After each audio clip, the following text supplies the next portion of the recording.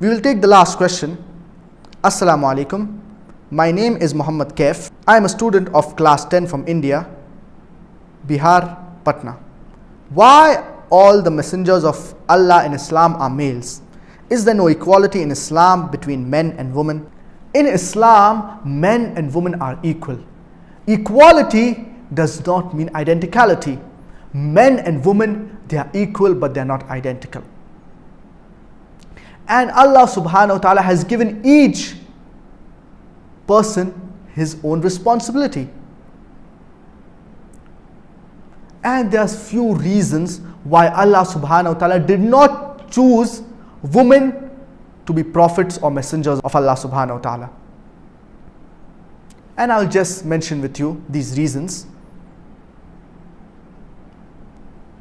The first is that there are various behavioral changes that take place in a woman. For example, the menstrual cycle, the postnatal bleeding.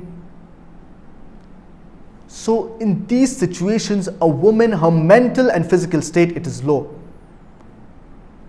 She cannot do the role of a prophet, and she cannot fulfill the responsibilities of a prophet.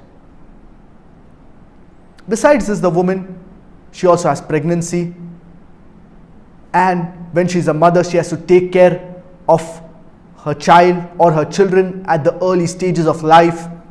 In all of these situations, a woman, she cannot do the role of a mother, whereas at the same time do the role of a prophet or a messenger of God. And the prophet or a messenger of God, he has to listen to the people. He has to solve their disputes when there is a dispute. He has to mix around with the people, solving their problems, etc. In all of these situations, it would not be appropriate for a woman to do this, because in Islam, it is clearly prohibited the intermingling of the opposite gender. And the prophet or the messenger, he has to talk with the people, communicate with the people, convey the message of Islam to the non-Muslims. If they have any problem, if they have any questions, respond to their questions, etc. And one of the roles of the prophet or the messenger of God is to lead the people in prayer. And there are various positions that we do in the prayer. For example, the ruku, the sujood, etc. The bowing, the prostration, etc. And in all of these positions, if the woman, she is an imam, she is the leader, it would distract the people behind. The muqtadi, the people who are offering salah behind the imam, it would distract them if the woman is the imam. That's the reason in Islam, a woman cannot lead the men in prayer. So that's the reason there are certain responsibilities for the women in Islam, there are certain responsibilities for the men.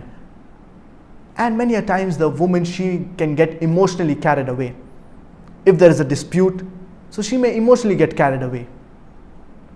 And besides this, I would like to give you an example. If a robber enters the house, it is Allah subhanahu wa ta'ala who has given the man more strength. It is a man who will go and fight. A person cannot say that I believe in equal rights, let the woman go and fight. Each person has his own responsibilities.